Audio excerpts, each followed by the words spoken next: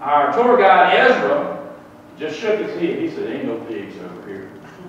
So we went to the grassy greens, and we saw the ruins over there, and then we were coming back the same way we went, and Bill was astutely looking for the pigs.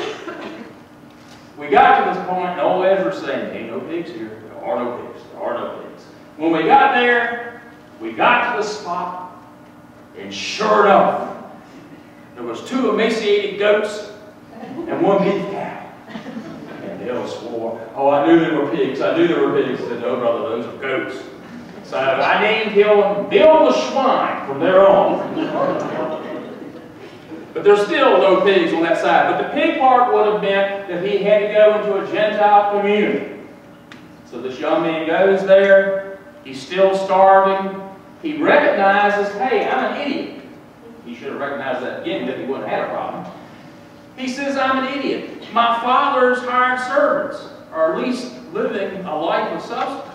They're at least living. They've got bread to eat. So he decides he's bite on his tongue, turn around, and go home. And in his mind, if you hear what he does, this is the way we should do confession. We don't do it this way.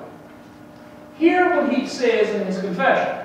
Most of the time, at least for us Protestants, when we say we're going to confess, we're going to say, well, we're just going to confess to God. Don't let me confess to anybody else. Let me just confess to God. But true confession is both vertical and horizontal. He says he's going to pray. He's going to confess to his Father of his sin. And all sin has that human dimension to it. We don't do anything that just affects God. When we sin, we also affect everybody else that lives around us, including ourselves. And then he says, I'm going to pray to heaven. Which in the Jewish context, since they did not use the word God, heaven represents God. So he says, I'm going to go to my Father, and I'm going to confess this, that I have sinned against Him, and I've sinned against God. That's the way to do confession. And so he goes home. Before he's able to get there, one of the slaves sees the young man. And he runs to Dad and says, hey, your younger boy's coming home. Look at the love that the Father has for the Son.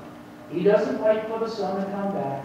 He doesn't wait to listen to the Son saying, Daddy, you can tell me, you can say, I told you so. No. Daddy gets up and he decides he's going to fix a feast. Kill the fatted calf.